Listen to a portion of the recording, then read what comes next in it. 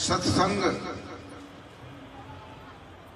ज्ञान का वह अथाह और अगाध समुद्र है। इसमें जो भी स्नान करता है वह भव बंधनों से छूट करके मोक्ष और मुक्ति को प्राप्त हो जाता है अगर स्नान करता है। और भला स्नान ही नहीं करेगा तो कैसे मोक्ष मुक्ति को प्राप्त करेगा।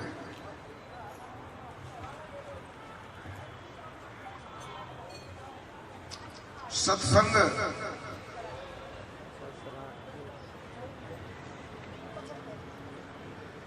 सत्संग शब्द जो है दो शब्दों से मिलकर के बना है। एक शब्द है सत्य और दूसरा शब्द है संग।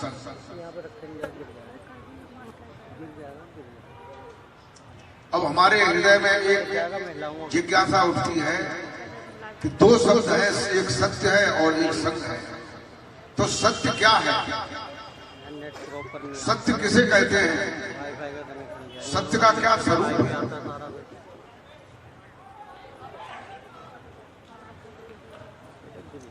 प्रेम भक्तों, सत्य उसे कहते हैं जो जैसा पहले था अनाद काल में, जब पृथ्वी नहीं थी, सूरज नहीं था, चंद्रमा नहीं था, तत्व नहीं थे, ब्रह्मा विष्णु महेश नहीं थे, तब भी सत्य था। वो कौन सा सत्य है जो ब्रह्मा विष्णु महेश के भी पहले था? जब कुछ नहीं था तब भी था, और आज ये सब कुछ है तब भी है, और कल ये प्रलय आने पर ये कुछ नहीं फिर रहेगा, तब भी सत्य जो है बराबर है। प्रेम हम गहराई से विचार करें, केवल इतना ही अगर विचार कर लें तो आप जो है वो सत्य अभी नहीं तो ढूंढते रहे तो जरूर मिल जाएगा। जो जैसा पहले था अनाद काल में, वैसा ही आज है और वैसा ही आगे अनंत तक रहेगा।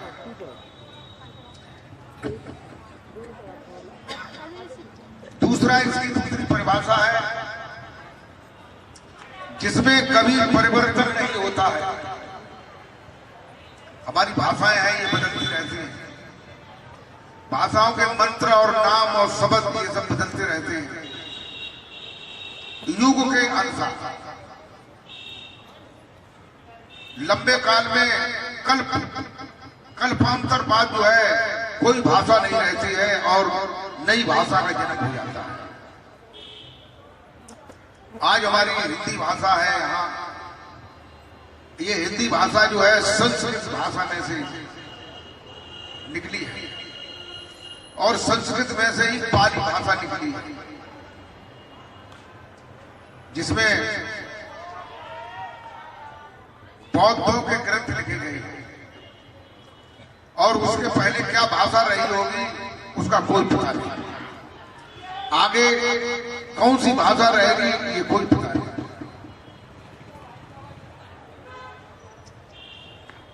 प्रेमी भक्तों,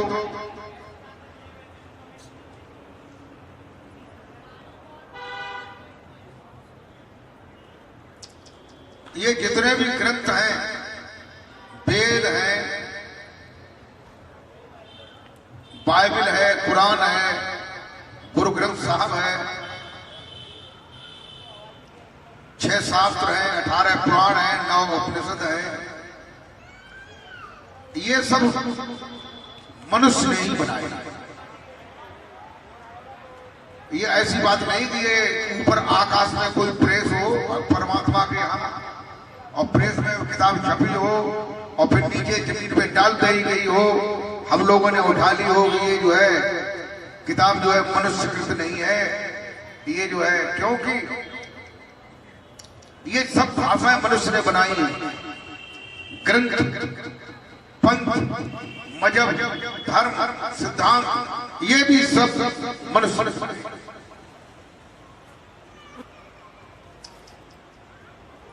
2500 वर्ष पहले एक ही धर्म था जिसका नाम सनातन धर्म है। 2500 वर्ष पहले बुद्ध आए तो बुद्ध धर्म चालू हुआ। महावीर स्वामी आए तो जैन धर्म चालू हुआ। मोहम्मद साहब आए तो इस्लाम धर्म चालू हुआ। नानक जी आए तो सिख धर्म चालू हुआ। लेकिन 5000 वर्ष पहले कोई भी धर्म नहीं था, केवल एक ही धर्म था, सनातन धर्म। सनातन का मतलब क्या है? सनातन जो है 2 शब्दों से मिलकर के बनता है। एक शब्द है सना, दूसरा शब्द है तन। तन माने शरीर। इन जो शरीर के अंदर सना हुआ है, शरीर के अंदर विद्यमान है, शरीर के अंदर रमण कर रहा है, ऐसा धर्म। वही धर्म है जिसका सच्चे सद्गुरु जो है ज्ञान देते हैं, नाम बताते हैं, मार्ग देते हैं, वही धर्म है। और वो नाम ऐसा है किसी भाषा में नहीं है। हिंदी, उर्दू, अंग्रेजी, उड़िया, मुड़िया, तेलुगु, पंजाबी, सिक्खम, भूटानी, मराठी, बंगाली, तमिल, किसी भी भाषा में नहीं है। वो स्वतः तुम्हारे अंतर में रमण कर रहा है, तुम्हारे बाहर भी रमण कर रहा है।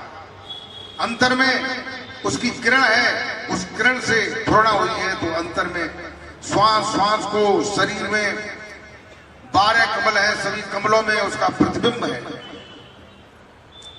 लेकिन शरीर के अंदर का जितना ज्ञान है वो सब काल का ज्ञान है, और दयाल का ज्ञान जो है शरीर के ऊपर है।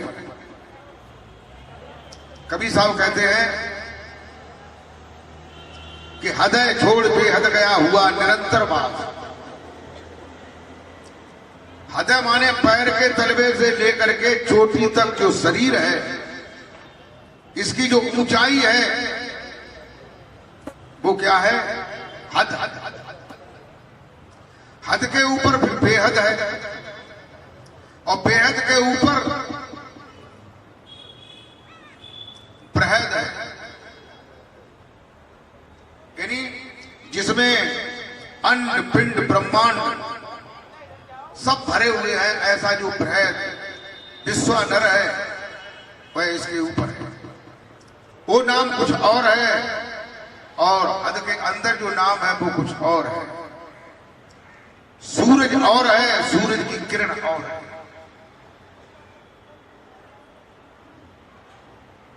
प्रेमी भक्तों,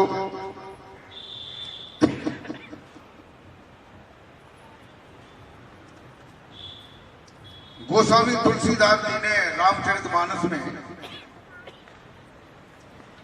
रामायण लिखने के सबसे पहले एक सोरठा लिखा। चौपाई और दोहा जो है बाद में लिखा है, सबसे पहले एक सोरठा लिखा है। वो सोरठा क्या है?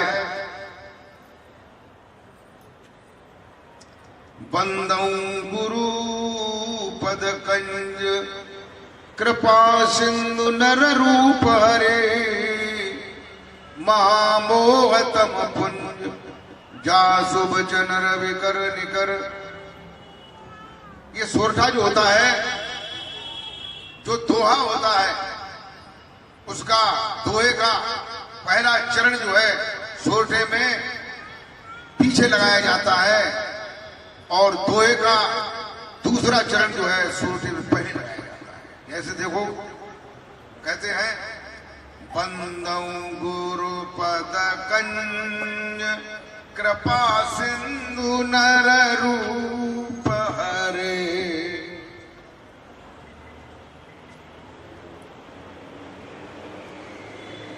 ये लोग ये कहां चले गए?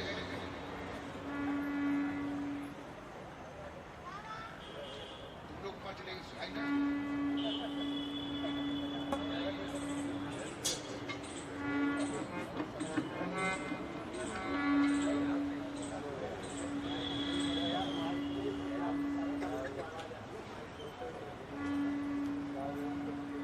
सोरठे में कहते हैं बंदहु गुरु पद कंज, कंज माने कमल,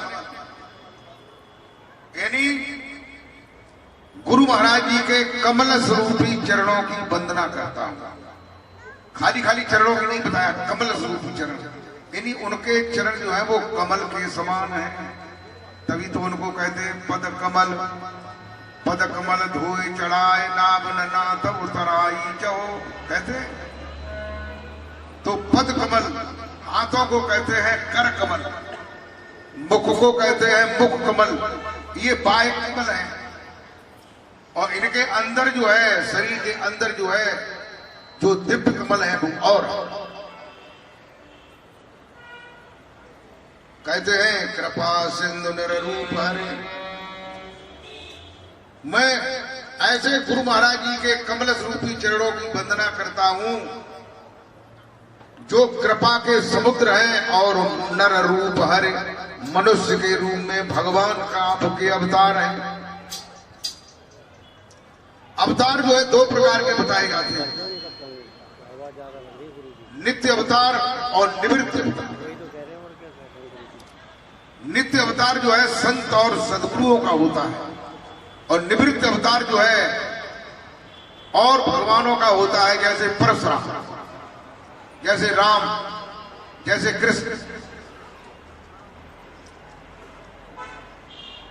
बातों से मान लो और बातों से नहीं मान लोगे तो फिर कानून साफ कर दिया जाएगा। लेकिन संत जो है वो साफ नहीं करते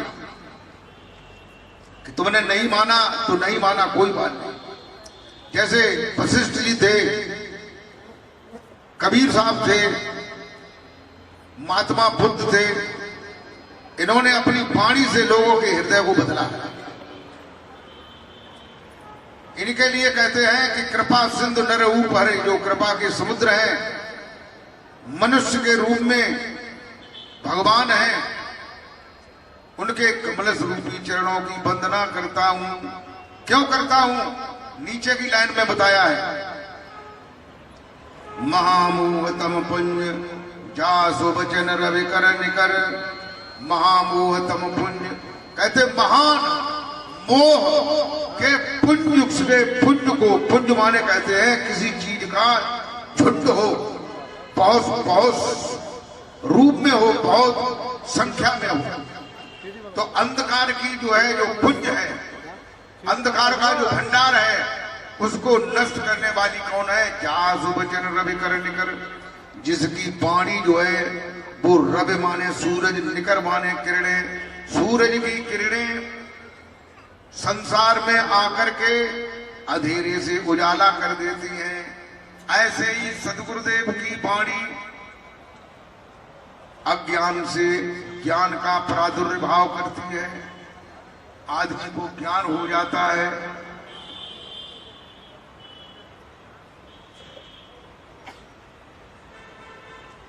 और पहली चौपाई के बारे में और बताना चाहता हूं। रामायण में पहली चौपाई में सबसे पहली चौपाई कौन सी? सबसे पहली चौपाई कि बंदऊ गुरु पद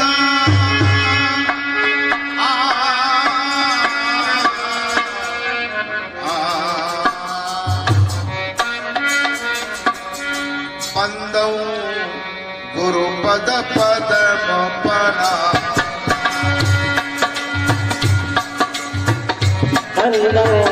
गुरु पद पदम परा, बंदो गुरु पद पदम परा,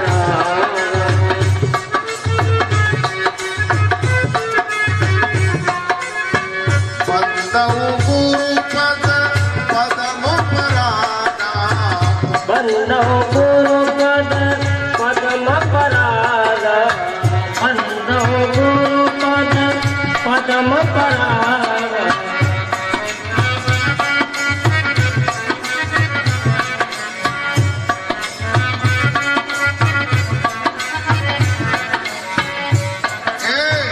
सूरज सुभाष सरस अनुराग, सूरज सुभाष सरस अनुराग, सूरज सुभाष सरस अनुराग।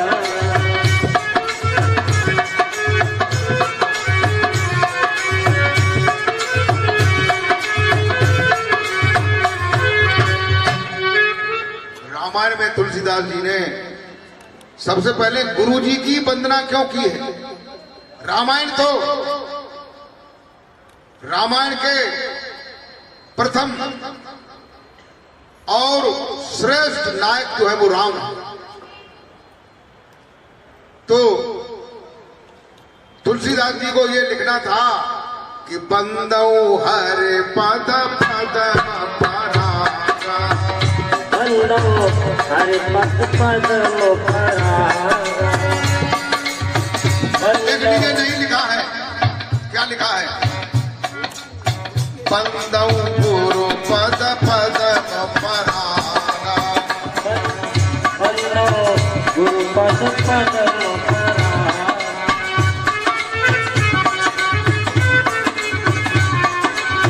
सूरज सुभाष सरस अनुरागा, सूरज सुभाष सरस अनुरागा, सूरज सुभाष सरस अनुरागा। प्रेमी भक्तों, गोस्वामी तुलसीदास जी रामायण की पहली चौपाई में कहते हैं, सबसे पहली चौपाई है कि बंदहु गुरु। देखिए, इसमें चौपाई में 3 बार जो है गुरु को तुलसीदास जी ने जो है वंदित किया है, वंदना की है। बंदहु गुरु पद, बंदहु गुरु, सबसे पहले गुरु की वंदना की है, पूरे शरीर की वंदना की है। फिर उसके बाद किसकी की है? पदम, पदम माने चरणों की वंदना की है। और फिर चरणों के बाद किसकी वंदना की है? जो चरणों में लगे हुए मिट्टी के कण हैं, पराग है जिन्हें कहते हैं बंदौ गुरु पद पदम परागा। गुरु महाराज जी की सबसे पहले वंदना करता हूं पूरे स्वरूप की, सिर से लेकर के पैरों तक के पूरे स्वरूप की वंदना करता हूं। फिर उसके बाद उनके चरणों की वंदना करता हूं। फिर उसके बाद चरणों में लगा हुआ जो मिट्टी का कण है उसकी वंदना करता हूं। कण की वंदना क्यों करता हूं? जैसे पारस मणि के पास लोहा ले जाने से सोना हो जाता है, ऐसे ही मिट्टी का जो कण है वो चरणों में लगा रहने से उसमें जो है गुरु महाराज जी के अंदर जो भक्ति का गुण है, जो श्रेष्ठता का गुण है, वो ऊपर से लेकर के नीचे चरणों में चिपक जाता है। और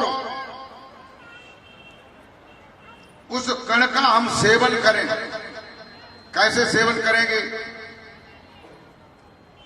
एक तो सेवन विधि ये है कि उनके चरणों में अपना हम माथा रख देते हैं।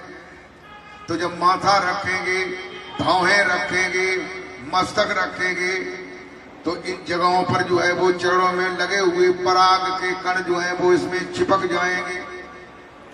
चिपक जाएंगे कि नहीं? और जब चिपक जाएंगे तो कोई चीज ऊपर को होती है वो धीरे धीरे नीचे आती है।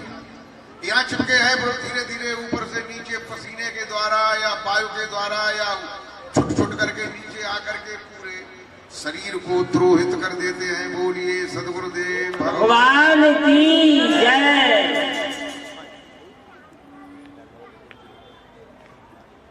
प्रेमी भक्तों, सुरुचि यानी सुंदर रुचि के अनुसार, रुचि भी सुंदर होनी चाहिए। न मन में क्या सोच रहे क्या गुरु जी काम में निकलता है कानो जो है गैया के गोबर में पांव धरो हुए हैं और कुत्ता के लेड़ में पांव धरो हुए, जाने कहां कैसी कैसी जगह पे ताकि मट्टी के कण चिपके हुए हैं। अभी बताओ कैसे हम अपने धोए के और ने पी ले। चरणामृत नहीं बनाया जाता है तो क्यों चरणामृत क्यों बनाया जाता है? चरणामृत इसीलिए बनाया जाता है कि धो करके वो कण जो है वो जल में आ जाते हैं। कहां जाते हैं? और जल में आ जाते हैं तो जल के सहारे से मुख के द्वारा पान करके अंदर पेट में पहुंच जाते हैं। बोलिए गोविंद भगवान की जय। अब जब पेट में पहुंच जाएंगे तो क्या करेंगे? पेट का भी सुधार करेंगे, अपने गुणों से वो गण जो है वो प्रभावित करेंगे। सुरुचि सुंदर रुचि के अनुसार हमने किन्हीं किन्हीं भक्तों को देखा है, चरणामृत बनाते हैं तो पहले चरण पहले धोए और धोए के घर में किंच दे, किंच जाते दे कि कोई जनक समझे, गुरुजी जन समझे कानो कि नहीं जो बर्बादी करते हो। और कोई अगर देखते हो तो मोरी बिठा ताकि बाद फिर नौ पानी ना बढ़िया तो जाता कि अब जहां में कोई चिपके कोई चीज ना। लेकिन जना मालूम के बाद बिजली खुची है अड़िया की खुची ने आती वो खुची गई, फिर वो कहां जा रही और मकानों पर रही गई, खुची रही रहे। लेकिन वे जो है अपने होशियारी से इस काम को करते हैं। सुरुचि सुवास सरस अनुरागा, सरस माने सरल हृदय से, अनुरागा माने प्रेम से सरल हृदय से सुंदर रुचि के अनुसार सुबास और सुंदर जो है हृदय में गुरु महाराज जी का निवास बनाने से तब ये बात जो है ये भाव आता है कि गुरु जी के चरणों का चरणामृत बनाया जाए और उसका सेवन किया जाए।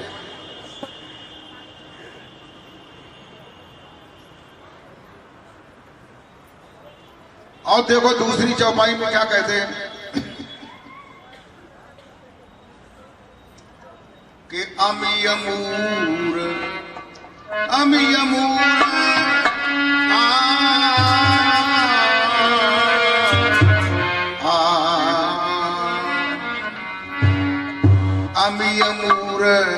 मैं चूरन चारू,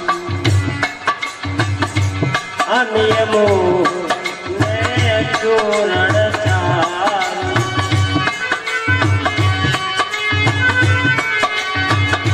बाजी बाजी बड़े गुरु जी होता है, बड़े गुरु जी कुल्ल बड़े गुरु जी, कुल्ल बड़े इतने बड़े कि टीवी में दिखाई देता है। उनको सत्संग जो होता है तब टीवी लगी है, इतनी दूरी पे गुरु जी बैठे, इतनी भीड़ है कि गुरु जी के चरण जो है चरणामृत तो बिल्कुल बहुत बड़ी बात है। उनको जो है चेहरा को दर्शन करे वो जो है कठिन बात पड़ जाती है। कहते हैं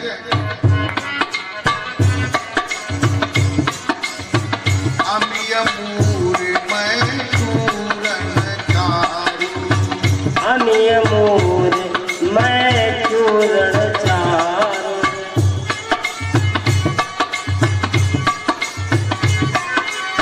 समन सकल भवरुचि परिवारू, समन सकल भवरुचि परिवारू, समन सकल भवरुचि परिवारू।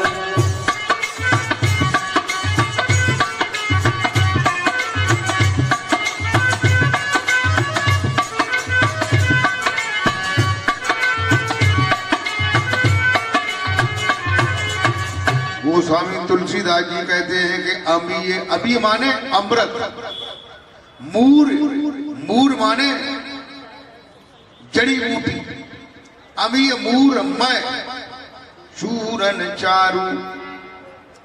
कहते हैं जब कोई किसी का पेट खराब हो जाता है तब वो वैद्य के पास जाता है कि नहीं, तो वैद्य उन्हें कोई चूरन चटनी दे देते हैं।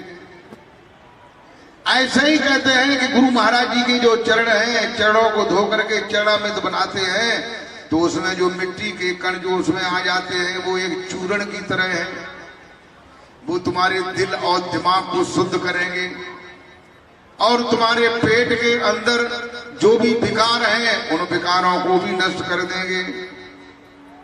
समन सकल भवरुचि परिवारू, समन माने मन और समन यानी सुंदर मन से, सकल भव रुचि परिवारू जो इस भव माने दुनिया में तुम्हारा परिवार है और परिवार में जो रुज है, रुज माने रोजगार, कैसे रोजगार माने धंधा, जो धंधा है तुम्हारा, क्या धंधा है?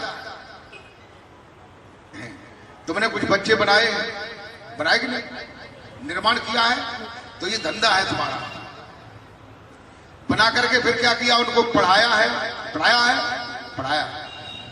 फिर उनकी नौकरी लगवाई है, फिर उनकी शादी की है, ये रोजगार है। इसी रोजगार में सारा जीवन बीत जाता है कि नहीं? और अंत में क्या होता है, जब माँ बाप बूढ़े हो जाते हैं तो बहू कहती है, सासू तो जचाते कानों कि बहू हमें पूछो करे कि का सब्जी बनेगी। ये पहले, आज के 50 साल पहले ये धारणाएं थी।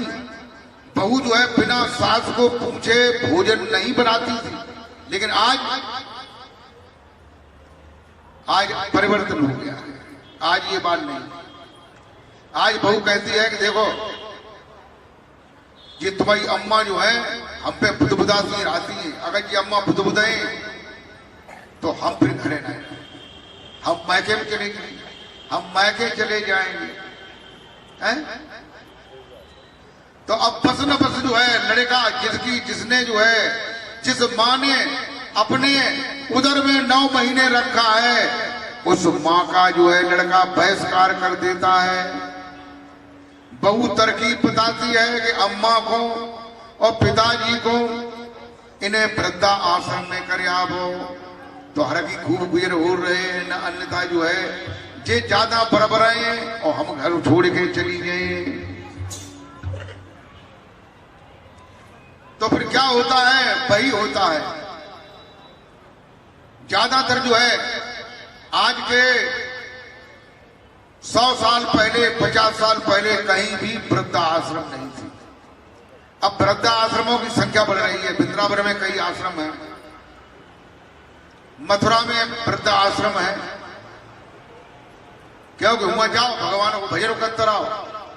और कोई तो वहां का जो है एक मंदिर ऐसा है, वहां 1 घंटा में 20 रुपया, किसी ने 25 रुपया घंटा मिलता है, केवल जयकारा राधे राधे राधे राधे राधे कृष्णा कृष्णा कृष्णा कृष्णा कृष्णा राधे कृष्णा, मजीरा को बजा करके राधे राधे कृष्णा राधे राधे कृष्णा राधे राधे कृष्णा कृष्णा कृष्णा राधे राधे कृष्ण राधे राधे कृष्ण कृष्ण कृष्ण कृष्ण राधे राधे। अब देखो, बहू ने वृंदावन में भेज दिया, वे आश्रम में जो है नौकरी उन्हें लगाई नहीं जाए, महीना पे जो ही पैसा हो सोई लला की नहीं, लला दुखी न हो, लला नहीं है वृद्धा आश्रम। कितनी श्रद्धा है माँ की, कितना दुलार है माँ का, बाप का कितना प्यार है बच्चे पर, लेकिन बच्चा जो है उनको अलग कर दिया।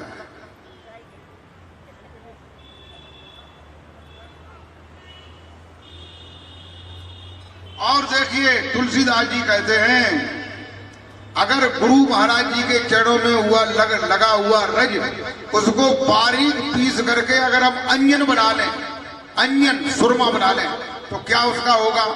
अलग अलग तुलसीदास जी उपाय बताते हैं। क्या कहते हैं? गुरु पद रज मृदु मंजुला अंजन, गुरु पद मृदु मंजुला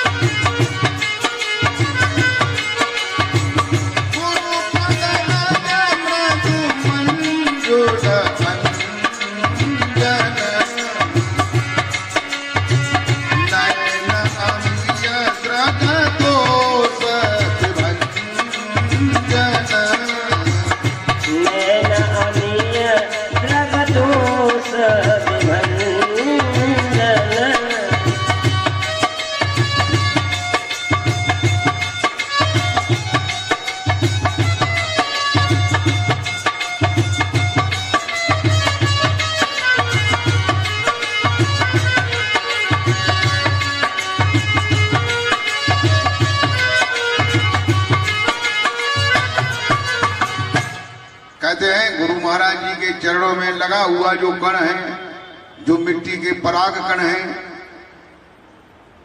उनको अगर हम अंजन बना लें तो अमीय नयन अमीय द्रग दोष विभंजन, तो वो अमृत का काम करते हैं। जब उन्हें पी लेते हैं तो हृदय के अंदर परिवर्तन हो जाता है, दिल में, दिमाग में, बुद्धि में, मन में, चित्त में, इनमें आराम करता है। और अगर जो है उसे अंजन बना लेते हैं तो अमीय नयन द्रग, तो जो द्रग माने आंखों के जो दोष है, उस आंखों के दोष का विभंजन कर देता है, नष्ट कर देता है। दोष कौन कौन से हैं? बताना पड़े दोष कहां है। दोष ये है कि अपनी अम्मा तो अम्मा दिखाई देते, भले वो जो की सेवा न करें, वृद्ध आश्रम करें, बालक बात है, लेकिन अम्मा तो अम्मा है, ठीक है। और बहन बहन है। लेकिन आज जो है कलिकाल में ऐसे कई प्रमाण मिले हैं कि भाई ने बहन के साथ गलत संबंध किया, अपनी भतीजी के साथ गलत संबंध किया, अपनी चाची के साथ गलत संबंध किया, अपने बुआ के साथ गलत संबंध किया। ये क्या है? आंखों का ही तो दोष है। अगर उन्हें हम बुआ मानते, बहन मानते, मां मानते, चाची मानते, तो ये दोष पैदा होता नहीं होता। ये तभी तो इसमें फायदा है कि गुरु महाराज जी के चरणों के जो पराग कण हैं उनको अंजित करें, अंजय करें, तो उससे क्या होगा कि आंखों के दोष खत्म हो जाएंगे। बहन जो है बहन दिखाई देगी। और कोई भी संसार में लड़की होगी, कहीं की भी लड़की होगी, अपनी खुद निजी बहन छोड़ करके और भी मोहल्ले की, पड़ोस की, गांव की, आन गांव की, कहीं की भी, यहां तक कि जो सज्जन लोग होते हैं वे अपनी साली को भी बहन कहते हैं। क्या कहते हैं? साली को भी बहन की तरह ही मानते हैं और मानना चाहिए। और ना मानो तो दोष पैदा हो जाएगा, और दोष पैदा हो जाएगा तो उसमें विकार उत्पन्न हो जाएगा।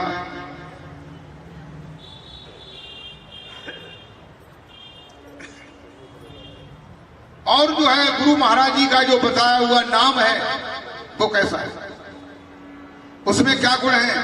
तुलसीदास जी कहते हैं बालकांड में,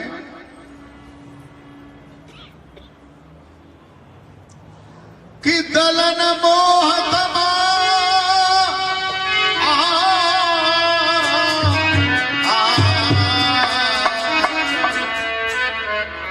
ये आंखों के दोष अगर खत्म हो जाए तो तुम इंसान बन जाओगे कि नहीं?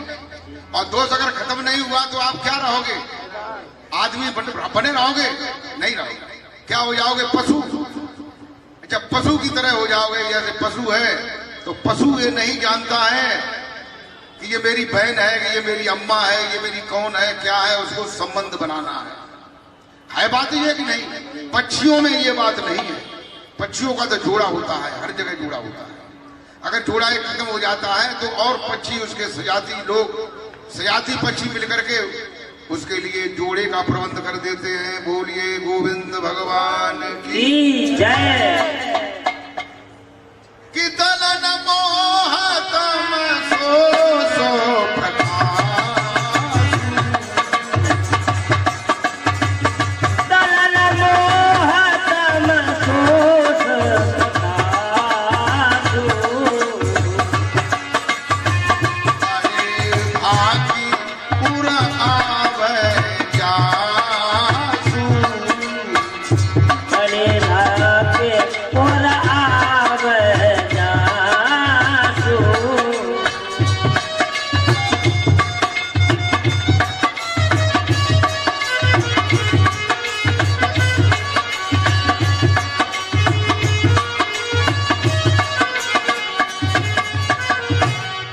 कहते हैं कि दलन मोह तम सो सुप्रकाश, वह जो नाम है प्रभु का, जो नाम है दलन मोह तम सो सुप्रकाशु, बड़े भाग बड़े भाग उर माने हृदय में, आवे जासु, यानी श्वास जब नीचे जाती है तो नीचे जाता है, और श्वास जब ऊपर आती है तो वह नाम जो है ऊपर आता है।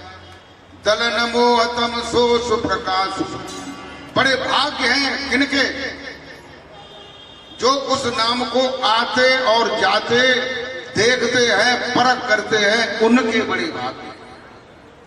वैसे तो वो नाम जो है चिड़िया के अंदर भी आ रहा है, पशु के अंदर भी आ रहा है, लेकिन पशु उसको जानता नहीं। और जो निगुरा है उसके अंदर भी आ रहा है, लेकिन निगुरा भी नहीं जानता है कि नाम क्या होता है, नाम कहाँ लगता है। नाम के लिए वो वृंदावन में जाता है और राधे राधे कहता है, कृष्ण कृष्ण कहता है, राम राम कहता है। कहते हैं कि अंकड़ियां झाई पड़ी पंथ निहार निहार, और जिब बड़िया छाला पड़िया सो राम पुकार पुकार। राम राम राम राम कृष्ण कृष्ण कहते कहते जीव में छाले पड़ जाते हैं, लेकिन राम का कभी भी दर्शन नहीं होता है। लेकिन सच्चे जब सदगुरु मिल जाते हैं तो राम का भी दर्शन होता है, कृष्ण का भी दर्शन होता है।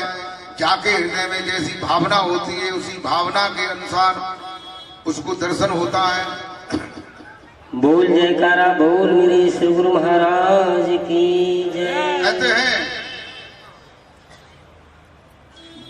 भगवान कहते हैं कि भाव का भूखा हूं मैं और भाव ही एक सार है, और भाव से मुझको भजे तो भव से बेड़ा पार है। भाव बिन लाखों मुरादे मैं कभी लेता नहीं, और भाव वाले भक्त का एक फूल भी स्वीकार है, फूल भी स्वीकार कर लेते हैं। भगवान तो बड़े दयालु हैं, लेकिन तुम्हारे अंदर भाव तो होना चाहिए। आप किसी चीज को खरीदने बाजार में जाएं, मार्केट में जाएं, और आपको जो है 2 अरब की चीज लानी हो, लेकिन जब तक भाव नहीं होगा तब तक आप जो है वहां से उसमें से कोई भी चीज को नहीं ले सकते हैं। भाव से ही खरीदी जाती है। भक्ति जो है वो भी भाव के अनुसार है। श्रद्धा, भाव और विश्वास। विश्वास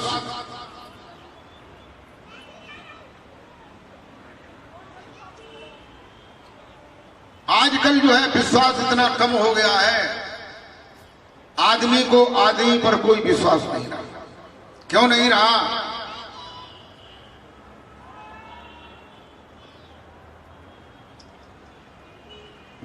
एक बार गरुड़ जो थे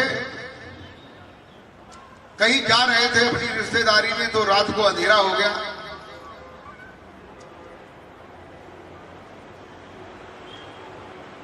तो एक जगह पर एक पिंडी मौसी मिली। उसने कहा कि लला आप कहां गए हो, अंधेरो हो ही रुक जाओ। तो फिर ने मन में तो सोची कि जब हमें गंदने कानों जो है पे कूद के हमें मन न रहा, लेकिन जब बोलते तो बहुत नी की तरह है।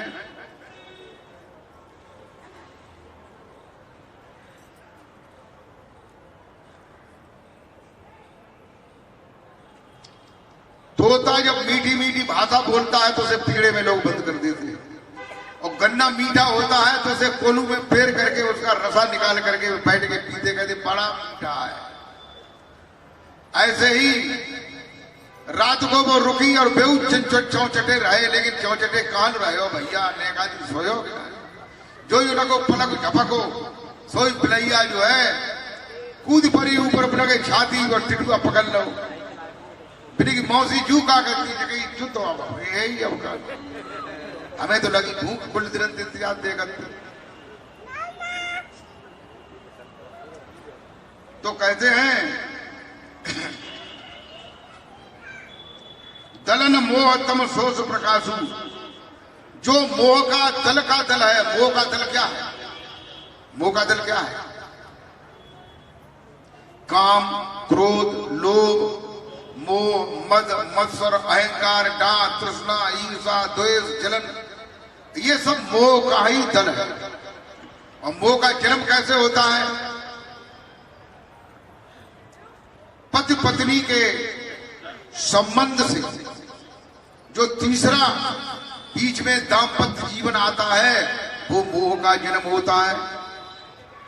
फिर पति पत्नी में पहले बड़ा प्रेम था, फिर धीरे धीरे पति का आधा प्रेम पुत्र में पहुंच जाता है और पत्नी का भी आधा प्रेम पुत्र में पहुंच जाता है।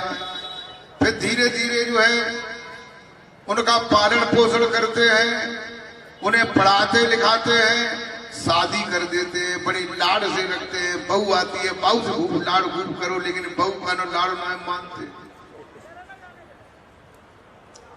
तो ये जो है मोह का दल जो है हृदय में जो नाम है, नाम का स्मरण करने से मोह का दल खत्म हो जाता है। बोल जयकारा बोल मेरी श्री गुरु महाराज की जय। और क्या कहते हैं अगली चौपाई में, कहते हैं कि उगर है बिमला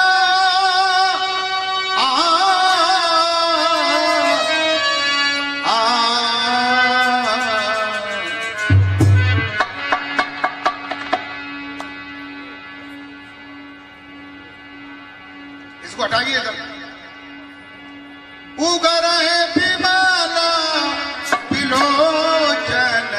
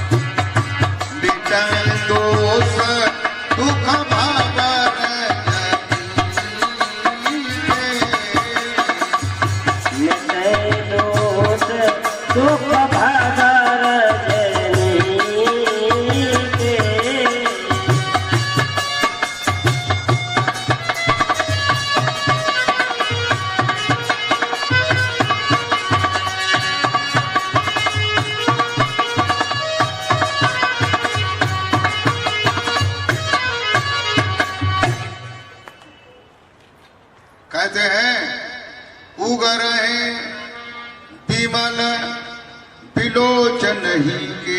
उगरे माने खुल जाते हैं। क्या खुल जाते हैं? बिमल यानी जिस आंख में मल नहीं आता है। अब बताओ, ये आंखें जहां में आंसू आवे, कीचड़ आवे, कौन सी आंख के लिए कहा गया है? उगर है बिमल बिलोचन ही के। बिलोचन, लोचन माने आंख, और बिलोचन माने जो विशेष आंख है तुम्हारे पास। एक ऐसी आंख है जो विशेष लोचन है, वो तुम्हारे पास है, सबके पास है। वो शंकर जी के तो माथे पे छपा हुआ है। मिटे दोष, और ये आंख जो है खुल जाती है। कब खुल जाती है? दलन मोहतम सो सुप्रकाशु, और बड़े भागे उर आवे जासु। जो नाम आता है उसी नाम का जो स्मरण करते हैं, धीरे धीरे स्मरण के माध्यम से क्या होता है? तुलसीदास जी कहते हैं, क्या कहते हैं कि बहुत काल करी हो सत्संग, बहुत काल करी हो सत्संग।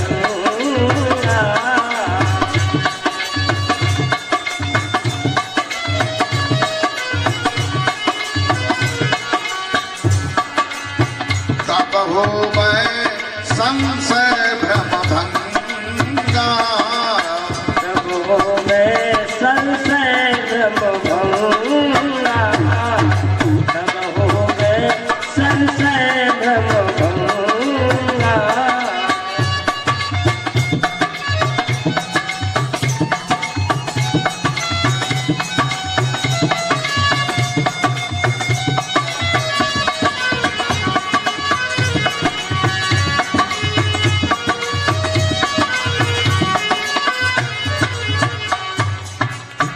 कहते बहुत काल करो सत्संग, बहुत समय तक सत्संग करोगे। कौन सा सत्संग? यानी सत्य क्या है? परमात्मा है। और दूसरा परमात्मा का जो नाम है वो सत्य है, और कोई तीसरी चीज सत्य नहीं है। तो जब उस नाम का स्मरण करोगे, जो सच्चा नाम है, जो सच्चा नाम तुम्हारे अंदर भी है, अंदर है और बाहर भी है। बाहर जो है हर जगह, कोई भी ऐसी जगह नहीं है जहां पर वो है नहीं। बाहर के लिए कहते हैं, क्या कहते हैं कि ने अक्षर निज नाम बिनो, अरे मिथ्या जन्म गमाए। ने अक्षर निज नाम बिनो मिथ्या जन्म गमाए। ने अक्षर निज नाम बिनो मिथ्या जन्म गमाए।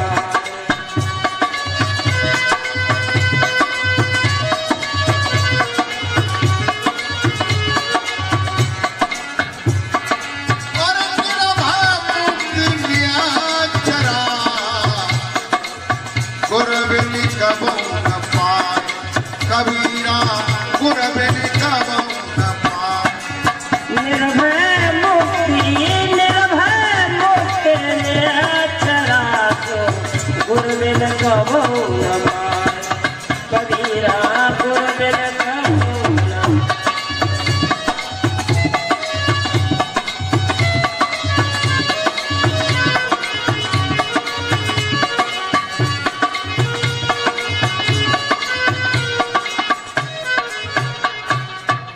कहते हैं ने अक्षर निज नाम बिन मिथ्या जन्म गमाए।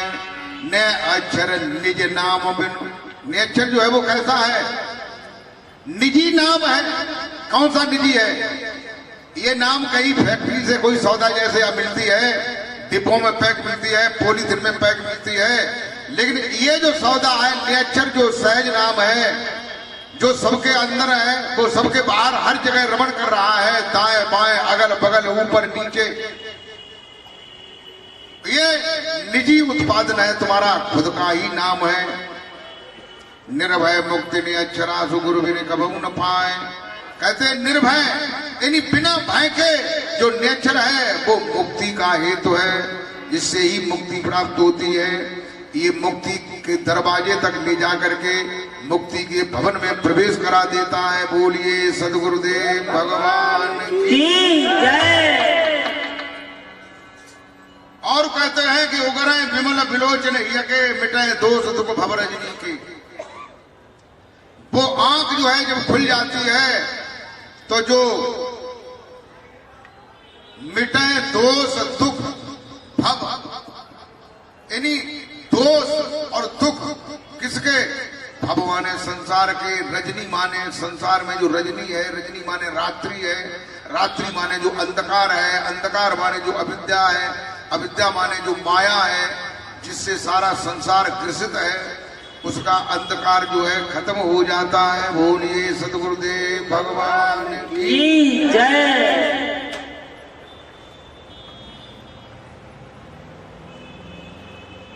और उसका जो है सुरमा हम लगा लेते हैं। अभी पीछे तुलसीदास जी ने सुरमा की बात की है, तो उसके लिए क्या कहते हैं कि यथा सुंजन अंजिद्रग साधक से सुजान।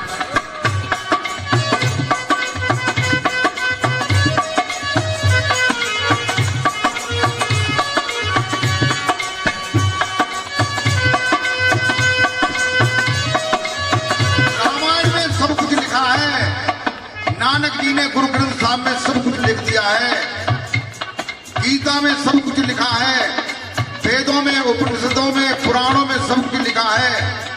कहते हैं सकल पदार्थ है जगमाही, सकल पदार्थ है जगमाही, सकल पदार्थ है जगमाही।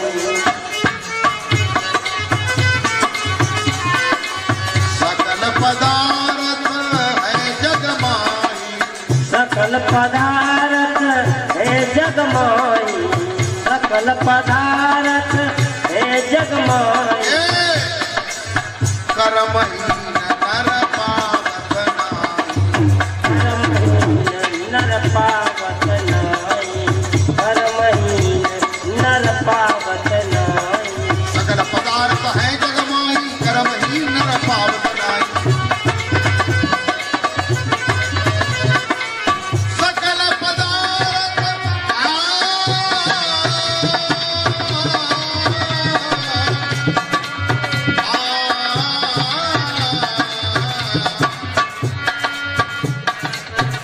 जब आप कोशिश ही नहीं करोगे तो पदार्थ तुम्हारे पास है लेकिन कैसे प्राप्त होगा। प्रभु तुम्हारे अंदर बैठा हुआ है, हृदय सिंहासन में बैठा हुआ है, लेकिन जब तुम्हारी इच्छा ही नहीं है और इच्छा भी है तो मंदिर में जो भगवान बैठे हैं पत्थर के उनमें श्रद्धा है तो जाओ भैया करो यार बातचीत होने खवाओ जाए उन्हें कुंचियां देखे भी कैसे खाता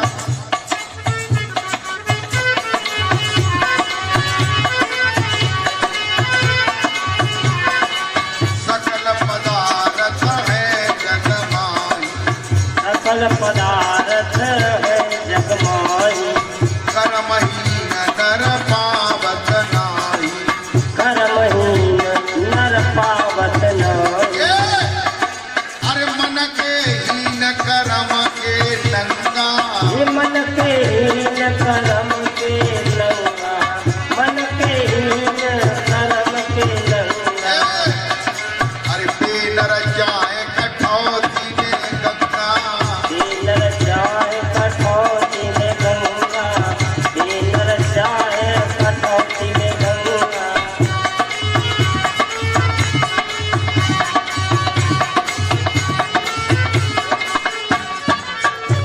अरे मन होशियार कर्म करिया रानत तीर के हुए जात दरिया नानक धीर से हो जात दरिया नानक धीर को हो जात दरिया हुए जात दरिया जाको हुए जात दरिया हो जात दरिया जाको हो जात दरिया अरे जो मन चंगा कठौती में गंगा जो मन चंगा कठौती में गंगा जो मन चंगा कठौती में गंगा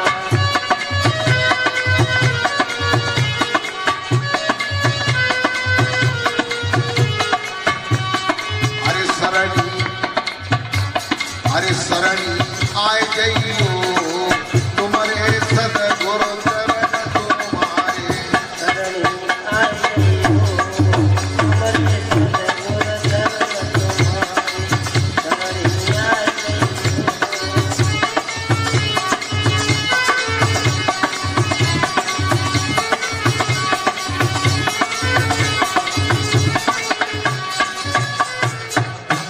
कहते हैं कि मन चंगा तो कठौती में गंगा। अगर मन चंगा है, देखिए सारी चीजें मन के ऊपर है। कहते हैं कि मन के जीते जीत है, मन के हारे हार। मन हौसिया कर्म गड़िया राजत खीर रोज, लेकिन हो जा दरिया। पता नहीं खीर होती ही ना है, क्यों ना होती? तुम्हारा मन शुद्ध नहीं है। इसलिए मन को शुद्ध करने के लिए तुम्हें क्या करना पड़ेगा? गुरु महाराज जी की शरण में जाकर के उस नाम को लेना पड़ेगा। और नाम को लेकर के जितना कि नाम को ले रखा है लोगन ने, कुछ लोग यहाँ की तो बात ना कहता है, यहाँ तो कह बढ़िया बढ़िया लोग बैठे। कुछ लोगन ने नाम को लेके और रख लो घरे, इलवारी भी टांगी दो, इलवारी वाली खुटी भीतर तो बैरारी नहीं निकलते, बामे हवा ही नहीं लगते। वो हवा नहीं लगे तो बामे सड़े सड़े के बामे से कसीरा गिरी गिरी के नीचे गाना गिरता है बामे। बताओ कैसे काम है?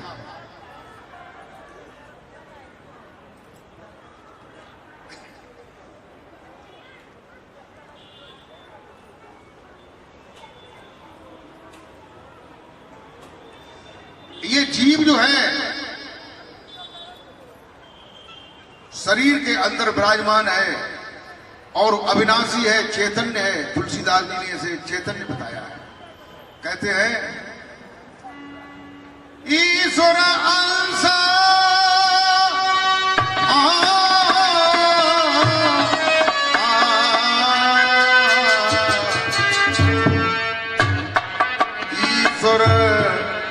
जीवन अविनाशी। ईश्वर अंश जीव अविनाशी।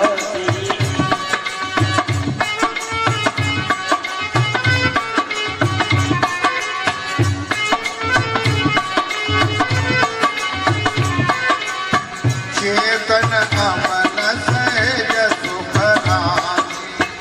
चेतन अमल सहज सुख राशि। चेतन अमल सहज सुख राशि।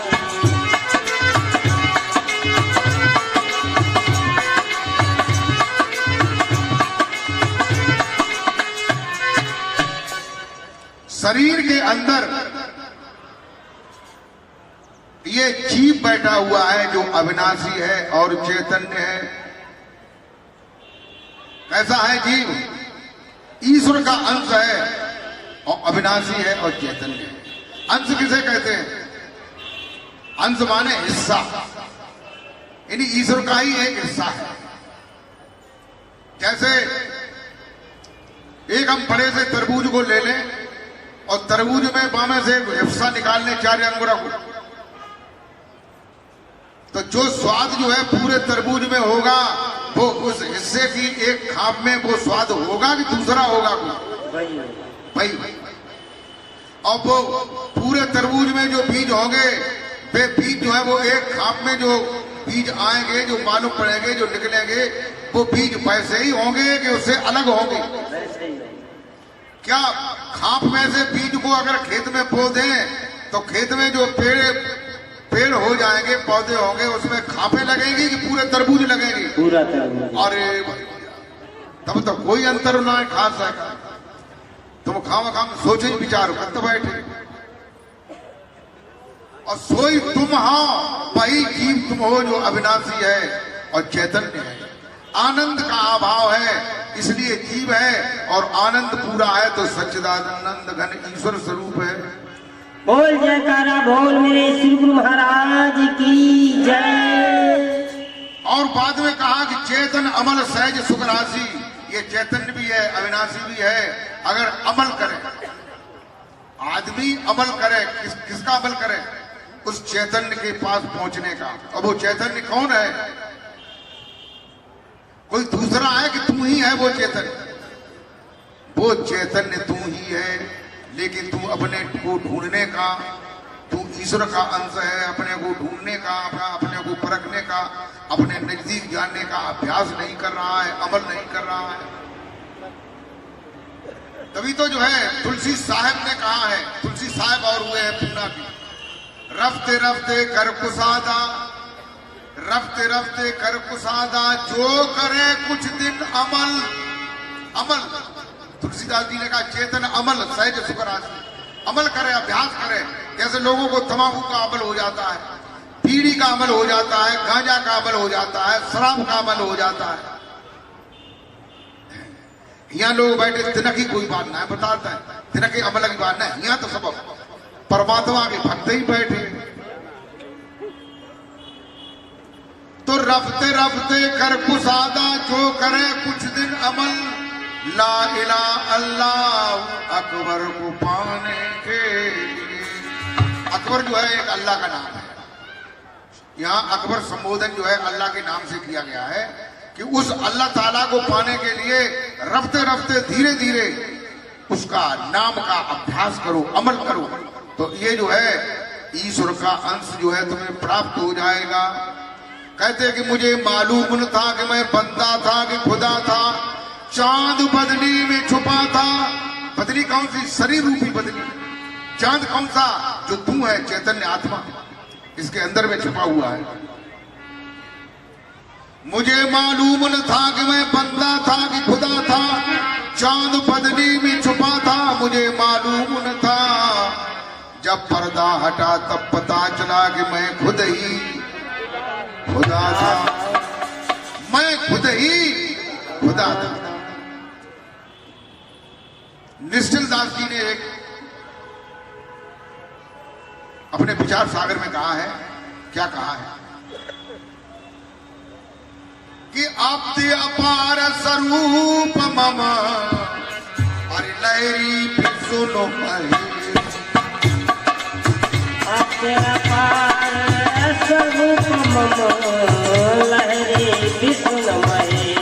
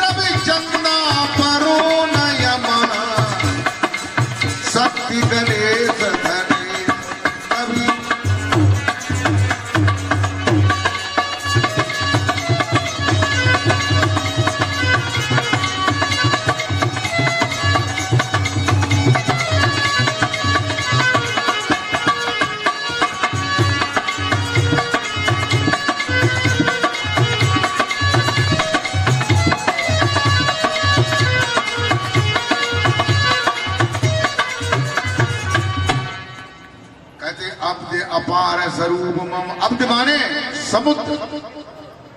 निश्चल दास जी कहते हैं ये भी तुलसीदास जी के समकक्ष समय पे आए थे। उन्होंने विचार सागर नाम का एक ग्रंथ लिखा है। अगर उसे आप लोग कोई देखना चाहें तो हमारी मलावल साहब आश्रम की लाइब्रेरी में ये ग्रंथ उपस्थित है। अब्द अपार स्वरूप मम लहरी विष्णु महेश। ये जो मेरा स्वरूप है, जो निज स्वरूप है वो कैसा है? अब्द माने समुद्र की तरह अथाह अगाध और अनंत स्वरूप वाला है। इसके ऊपर जो लहरें हैं वो क्या है? लहरी विष्णु महेश। लहरी जो है भगवान विष्णु, भगवान शंकर और ब्रह्मा। रवि माने सूरज, चंदा माने चंद्रमा, गणेश माने गणेश, गणेश माने कुबेर। ये सब क्या है? इसके ऊपर की लहरें हैं। अब ये समझो कि ये लहरें ऊपर की हैं। तुम्हारा स्वरूप कितना विद्यमान है, कितना श्रेष्ठ है, कितना विशाल है, जिसे तुम अपने स्वरूप को नहीं जान पा रहे।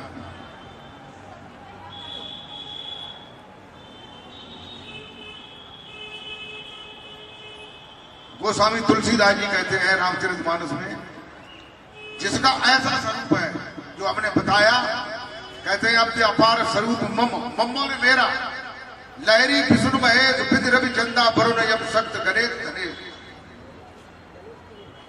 फिर वो कैसा हुआ कि सो माया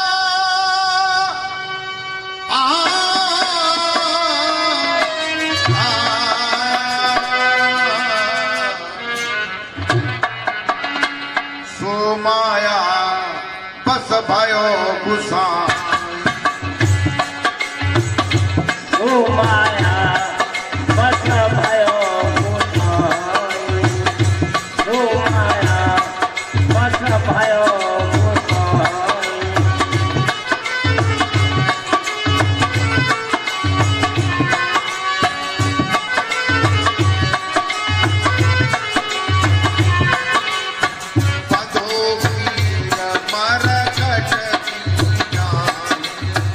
बधो पीर मरघट की नाई। बधो पीर मरघट की नाई।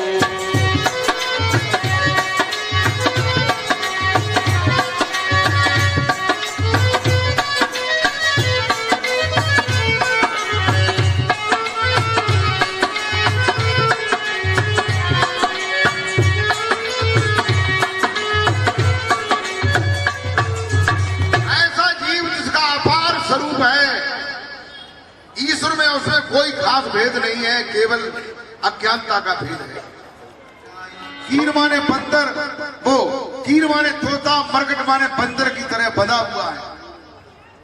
और विशेषकर कलयुग में तो तुलसीदास जी ने ये और बताया है। क्या बताया है कि नारी विवश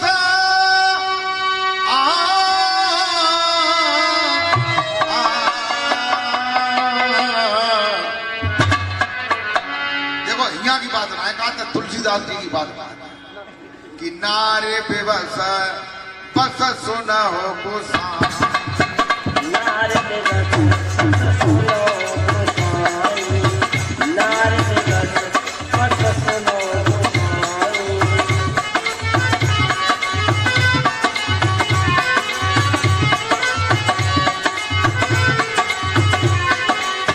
नाचे नाचे नरमर कटकी नाचे नरमर कटकी। मरकट वाले बंदर की तरह आदमी जो है औरत के सामने नच रहा है। क्यों नच रहा है? विषय और वासना के कारण, और कोई कारण नहीं।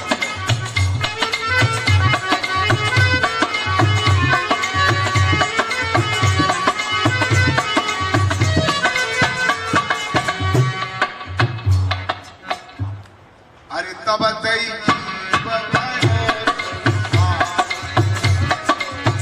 तब ते जीव भयो संसार।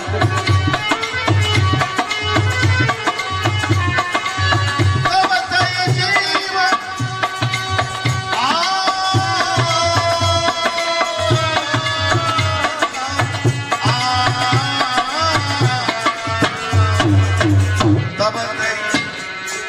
तब भयो संसार। तब ते ये माया लग गई है, तब से ही संसारी हो गया और बंदर की तरह नाच रहा है। तब ते जीव भयो संसार।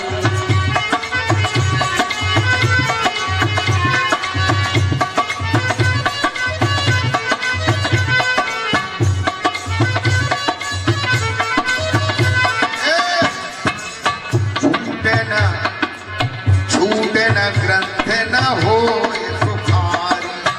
टूटल ग्रंथ न होत सुखारी, टूटल ग्रंथ न होत सुखारी।